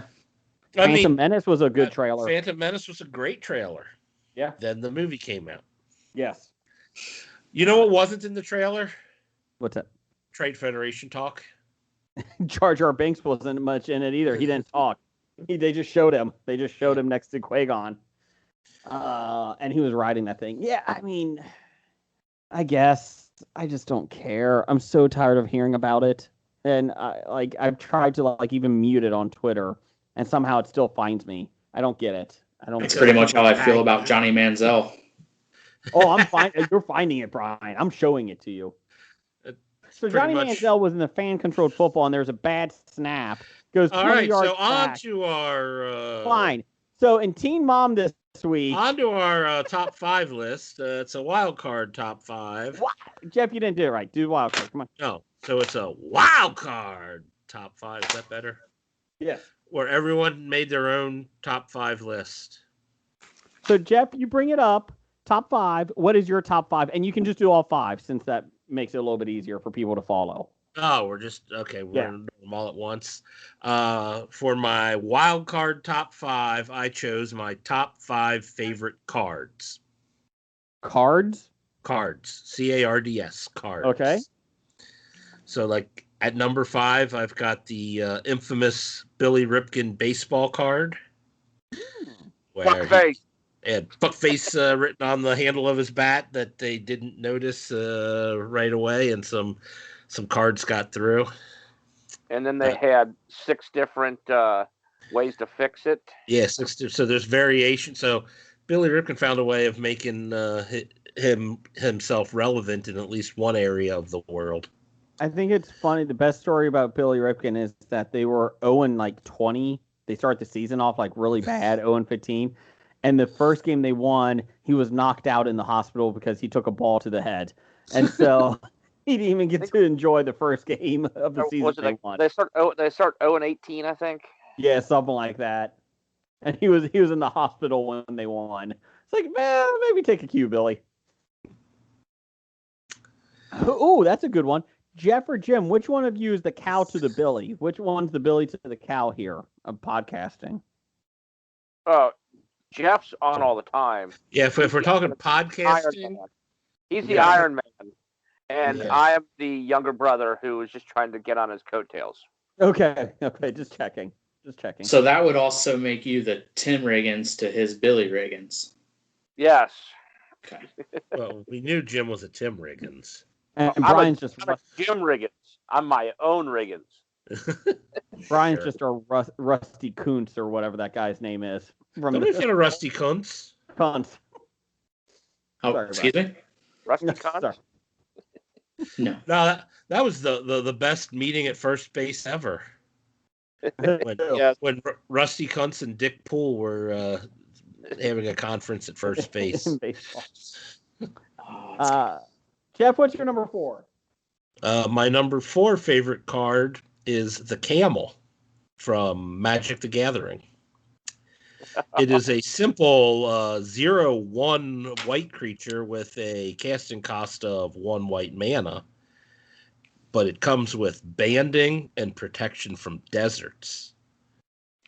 And I tell you, banding is a great power to have. And it's a pretty cool picture. No smoking involved.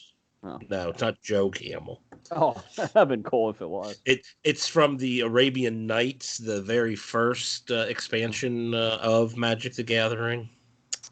Brian and I were just playing that one the other week. After you defeated the dungeons? No, we got bored with that. We've gone on to other things. Magic. We've gotten really good at Magic the Gathering. We did a speed round. We beat the game in like 22 minutes. It was kind of easy. So, it took you 22 minutes to beat the game? Well, we had on in a speed round even? It was a difficult like extreme. 4 minutes. We were playing extreme Magic rules. I don't know if you played that. You simpletons don't play the extreme Magic rules. So Brian and I do. It's difficult to explain. So he burned an Ent, so that was really nice. Okay, Jeff, just go on to your next one, Jason. We need to shut Jason up. No, number 3 on my list, I have the Moon card from the tarot deck that when I was taking a design class, I designed my own tarot deck. And I think my favorite one that I designed was the Moon. Along with the 3 of Swords, but I picked the Moon over the 3 of Swords for this list. Okay. Number 2, Jim reminded me earlier today about the pickle card. It was the birthday card in the shape of a pickle and, picture of a pickle on it. And you open it up and said something like, I bet you didn't think you were going to get a paper pickle for your birthday. One year, like somebody got that card, like 3 different people gave them that card or something like that. And the card got lot of people one year all got that card. It was a fun card. Yeah, I believe the Gimp's wife and her sister got it for me for my birthday, and one of my sisters did too. I think I got it for you. Okay, you did, yeah. Yeah, I got it for you, and the Gimp's wife. Yeah, so Jim got the pickle card. They gave it to me, and I didn't even open up. I'm like, oh, it's a pickle. He got me and I just said what's on the inside of the card. And like, you got me a paper pickle. It's my second one this year. What's your number one, Jeff? And Jason, this should come of no surprise to you. Will. What? Will Wheaton. Oh, I forgot about that. Oh no. Well, now my number one. Yeah. Now I got to Hobie it, but I'll discuss the Will Wheaton after this. But the number one is the 8 of Chris Lemon. Everybody loves Chris Lemon. Yeah, that was in the Mystery Science Theater 3000 when they had the invention exchange. Yep. And I can't remember if it was Crow or Tom. I think it was Tom Servo. Invented the 8 of Chris Lemon. Yes. Will Wheaton's another good one that you can smash up the game. I got the Will Wheaton smash up card, and at the Comic Expo a couple years ago, I got Will Wheaton to sign the card, so I've got a signed Will Wheaton smash up card. Have you played the Marvel smash up yet, or have I have not played it yet? I've looked at. I've opened it up and read all the cards and put them in my big box. I've enjoyed it. We played it once, once, only one time so far. I've enjoyed it. It's a good one. There's a couple of interesting combinations you can get out of that. I liked from at least how I was able to read them. But yeah, that was mine. I also had honorable mentions since we're doing them all. Go ahead. I had the honorable mention of the Ace of Spades, mainly because Motorhead sings it, and or whenever we're playing our buddy Matt, anytime he plays the Ace of Spades when we're playing cards, sings Motorhead. And I got the card from the old Wacky Pack stickers, the original Garbage Pail Kid. Oh. Which spawned the Garbage Pail Kid's own collection, but he originally started as a Wacky Pack. I got hosed in that. Jason Basin. That was a stupid one. It's a toilet. Stupid Garbage Pail Kid. I got an honorable mention for Jeff's. I got Cards Against Humanity. I have the 2 midgets shitting in a bucket. Small people. That is what the card says. Jim, what's your number or top 5? What's your top 5? My top 5 in honor of tomorrow are top 5 shitty holidays.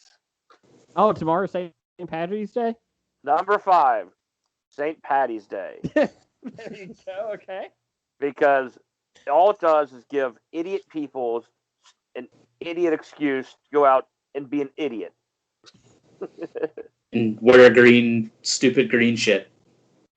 Yes. It does bring the Shamrock Shake back. It's a push.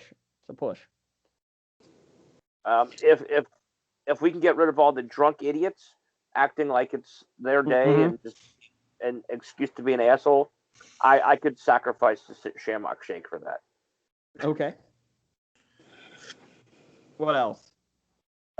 Number 4, New Year's Eve. Another day, let idiots go out and act like idiots.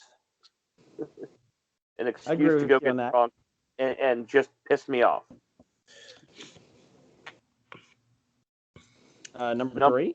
Number 3 is a completely made-up holiday, Sweetest Day. Oh, fuck that holiday. It's, we need a reason to sell cards in, September. October. So, October, whatever it is. So, here you go. It's like, They jacked our prices up for the flowers for our wedding because of that fucking Sweetest Day. Oh, you're getting married on Sweetest Day. I'm sorry, what? What's happening? My dad always liked Sweetest Day because it was like always right before my mom's birthday, so he would get all the stuff at half price the next day. Good call. Well, he's also the guy who would get like the Easter candy the day after, and Valentine's Day stuff the day after. And he sent your mom to Raising Cane's, so I mean, let's be real. Oh no, mind you, again, he's just going out buying the candy and the stuff, and in the store, and he's like, "Man, I love this, man. I just tell and he tells the people at the store that he tells his wife that he was busy yesterday, or makes up some excuse, and they're looking at him like he's the biggest asshole in the world." No, I'm just buying the stuff when it's cheap. Yeah. What's your number 2? My number 2 is Groundhog Day, because that groundhog is he's right. What, like 36% of the time? So you'd be better off flipping a coin. So pretty much, if you go against the groundhog, you're more accurate. Yes. Okay. And he has rabies. I'm throwing that out there. I think allegedly, my pet. So and that whole ceremony around it with all those weirdos in that town is fucking creepy. Yes, it is. Yeah. That's the question is, do you go by like Punxsutawney Phil, or do you go by your own hometown's groundhog? Go by your own hometown. You try to grab a groundhog, you will be bit. Every city's got like a groundhog that's their version of Phil. Do we? We do. I don't remember the name of it, but Norwood does not have a groundhog. Cincinnati has a hippo. Well, okay. Or Cincinnati area. Oh yeah. Oh, what if the hippo comes out and sees its shadow? Jim, help us. What's your number 1? I think this is obvious. Christmas. Why, Jim? Because people suck. Why, Jim? Why? Because the entire Christmas season, if you've had to work retail or even service in your job, people are just miserable people during that time. They're assholes. And it leads people to do stupid things like dump your fiance on Christmas. Was it Christmas Day or Christmas Eve? Christmas Day. Oh, and make the comment, well, I didn't want to do it today. Well, you should have done it 2 months ago then, you stupid cunt. Or at least yesterday before I made the trip to your... Hang out with your family all day. So, Jim, this is just like totally unrelated. Like, this is just thinking, it never happened to you. It's just in general. This is a general complaint. Just in general. I mean, yeah, this is just in general. But aren't you glad you're not married? I'd rather be happily single than unhappily married. There you go. My wife says we're happily married, so I'm saying yes. Your wife's a good person. She is. I don't deserve her. I'll be honest. I don't. Don't tell her that. Maybe it's the state of Ohio has their own groundhog. We're talking about love here, Jeff. I'm looking up groundhogs. Because this year Buckeye Chuck contradicted Punxsutawney Phil. Hey, Jim. I will say, if Teen Mom taught me anything, is that you're right. You want to be unhappily. You don't want to be unhappily married. You want to be happily single. Gary taught me that. Gary, who is happily married now? Yeah. Brian. Oh, boy, I have honorable mentions. Oh, okay, go ahead. Honorable mentions. Well, it's not the holiday. It's the day before the holiday. Thanksgiving. The day and the day after. Yeah. The day before with everybody going out and acting like idiots, and the day after everybody going out and shopping on Black Friday is just ridiculous. And I'm calling Jason out on that one. Thank you. I didn't go out last year. No, you didn't. Because I canceled it. And then the other one would be Valentine's Day. Yeah, I agree. Brian, give me your top 5. All right. This was a collaboration with Dr. Dana. Oh, All right. This is our top 5 assholes in TV shows. Like just unredeemable, vile characters in TV shows that we just hate. Okay. So number 5, we have Frank Underwood from House of Cards. And Kevin Spacey. So we're sticking just to the character themselves. Yes, he is also a shitty person, but allegedly, we're just gonna keep it to the characters. Okay. It is allegedly because some people recanted their statements against him. I know. Yes. Was Anthony Rapp one of those some people? No. I don't think he was. Okay. Let's see. Number 4, we have a Hobie. We have Al Swearingen from Deadwood, which is Ian McShane. And we have Vern Schillinger from the show Oz on HBO. Is that J.K. Simmons? Yes. Oh, God. Yeah, he's the Aryan Nation guy, the skinhead Aryan Nation guy. So I'm gonna. So you hate these people, but you actually think they add to the show because they're so hate them. Yes. It's not like I would have enjoyed the show better if they weren't on it, or they are just so good at being hated. It's mostly like their characters are just like, like sometimes, like, because we were talking about this, like about certain characters that are the bad guy, but you find yourself rooting for them. Yeah. These are just like flat out people that they're so bad, like you're waiting for them to die, kind of. J.K. Simmons' character, what was his name again? Vern Schillinger. He wasn't completely bad. He suffered from diabetes, so that's why he was part of the Aryan Nation. This just in. William Jackson signs with the Washington Redskins, 3 years, $42 million. Bengals were never going to pay him that, so good for him. Yep. What's your number 2? Let's see. Number 2, that would be number 3 for us. Oh, sorry. I'm sorry. Yeah. 5, 4. Number 3, Clay Morrow from Sons of Anarchy.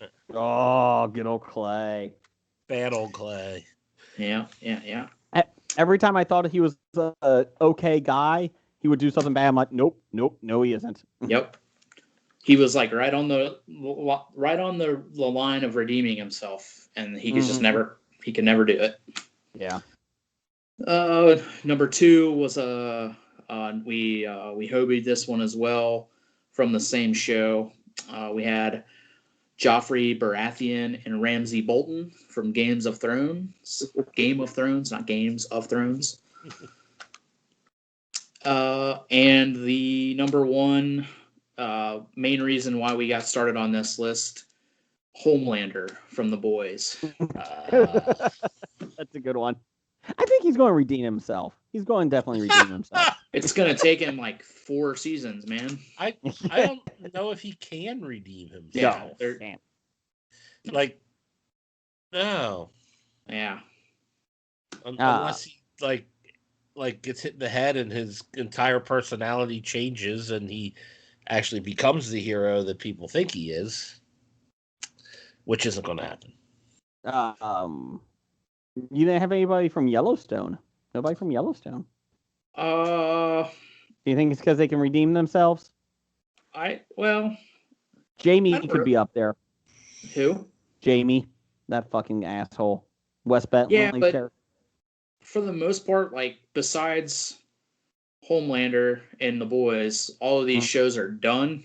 So these, like, I'm still, like, waiting to see what Jamie's gonna do, because ultimately I feel like this stuff with his real dad could just be an angle to get back in good with Kevin Costner. I don't know. Yeah. It's just a thought, and that's still playing out. So that's why, it was like, so we were watching, like, so Erica started Banshee. So that led us to Homelander, because that's how we started talking about it. So that's why Is he a good guy in Banshee? What's that? Is he a good guy in Banshee? He's the protagonist. Yeah, okay. He's like... I wouldn't say he's a good guy. Yeah, he's definitely not a good guy. Like, do you know, like, what the premise? Just from what you guys told me. Yeah, just from what you guys told me. Like, I'll just tell you, like, the very first episode, he gets out of jail. He tracks down his ex-girlfriend, who was his partner in crime, and he got her away from the cops when he got arrested, so he took the fall for her, but she moved away, started a family, changed her name. Yeah. So he goes to the town, the town is called Banshee. Mm. And he finds her because she owes him his cut of their heist that they got arrested for. Anyway, he goes drinking at this bar, meets the new sheriff of Banshee, who is like just coming into town. Some people come into the bar, get into a fight with the sheriff. Mind you, the sheriff was pretty much hired sight unseen. Like, yeah, hired the reputation. So no one actually knows what he looks like or who they just know his name. So there's a fight in the bar. The sheriff gets killed. So Homelander is there, helps the bartender, who is Frankie Faison, he was awesome in this series, by the way. Because he's kind of a bad guy too. He was in jail for a while. Anyway, they end up, all the bad people get killed. They go dig a hole, throw them in a hole. The sheriff's phone rings, and it's the mayor. And he's like, "Sheriff?"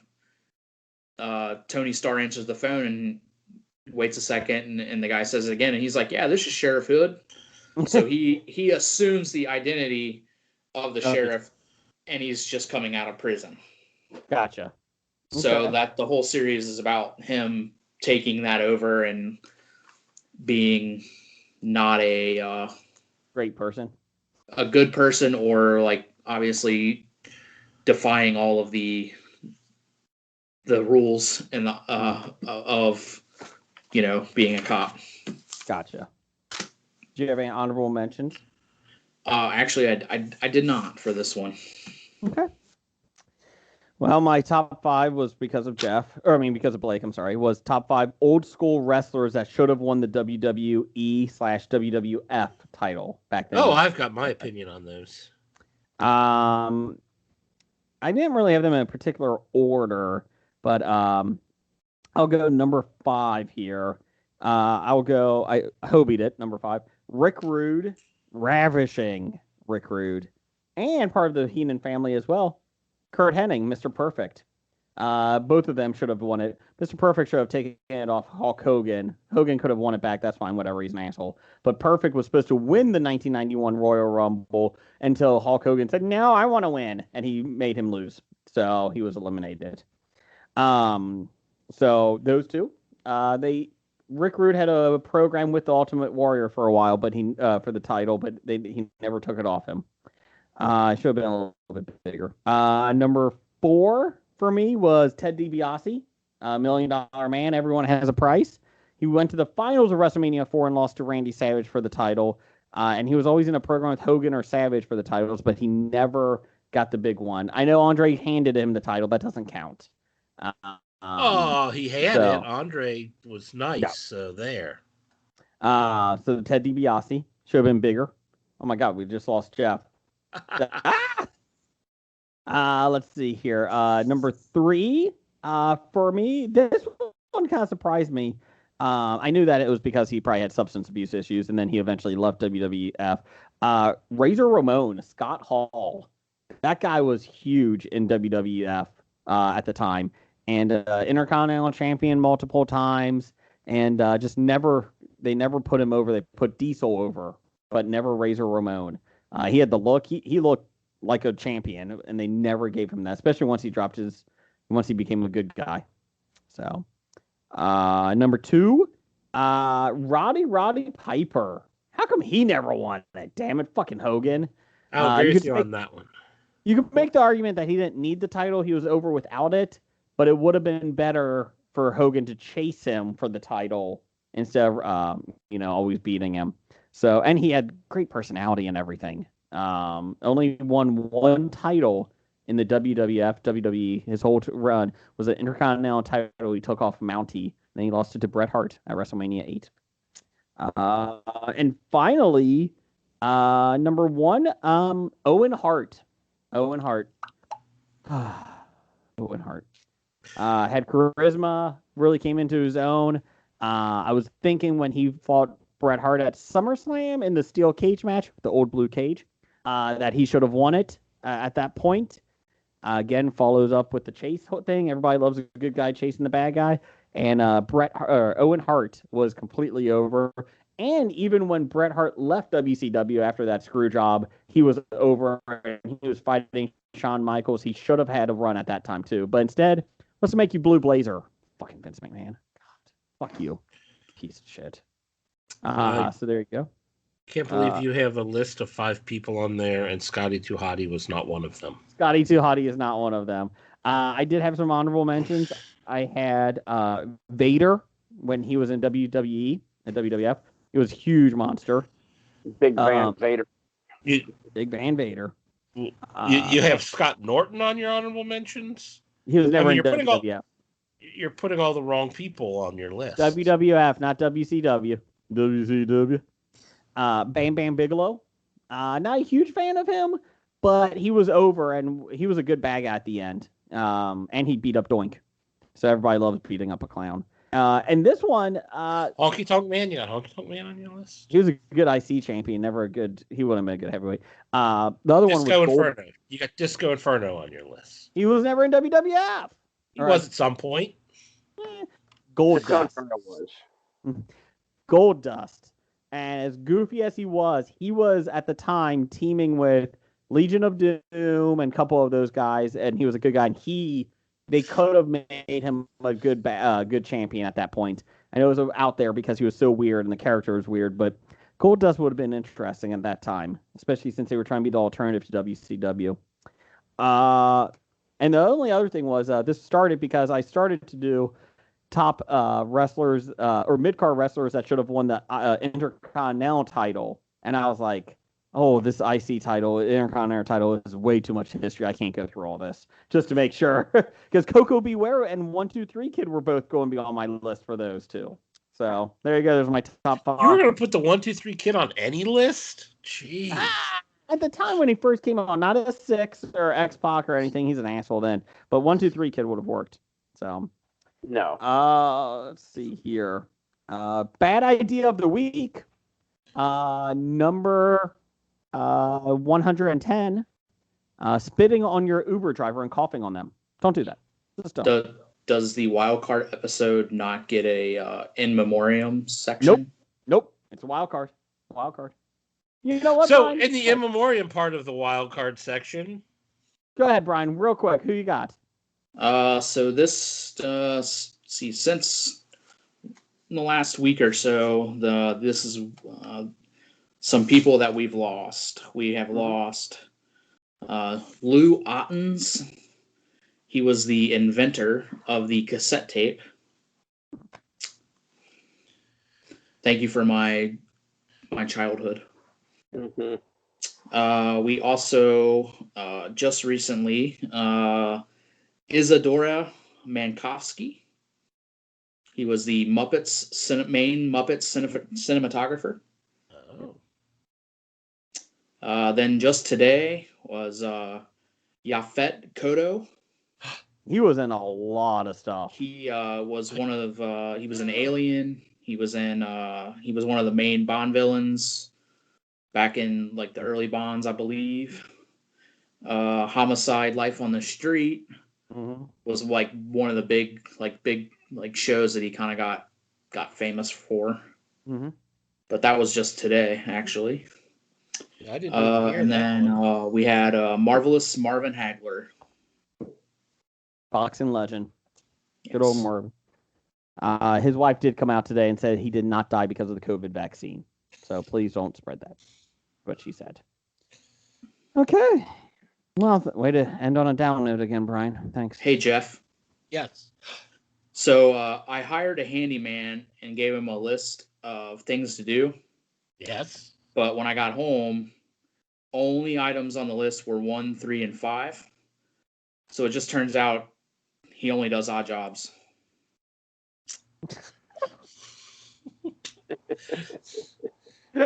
I was expecting some 2x4 joke, so I didn't even get that. I didn't see that one coming. You know what's really nice is being able to just to tell a joke to Jeff and not get made fun of. You know what, Brian? Not get ridiculed. You know, Jim. You know what Jim likes? Being able to tell a story without being interrupted. What? Huh? No? We love you, Blake. Bad idea titles for the show. This week I had That Mustard Might Not Be Good.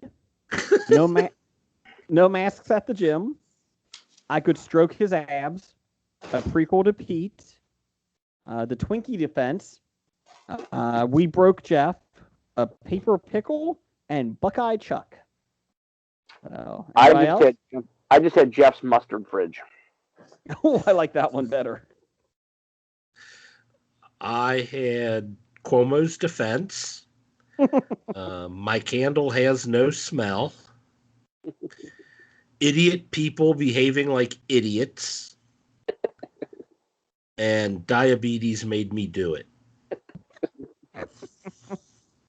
I had the Wilford Brimley racist. May not be good. What's that? That may not go over well. Why?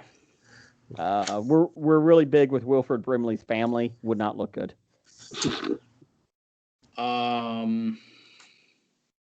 Sharon Osbourne, also huge racist. Allegedly. No, it's not allegedly. It's very true.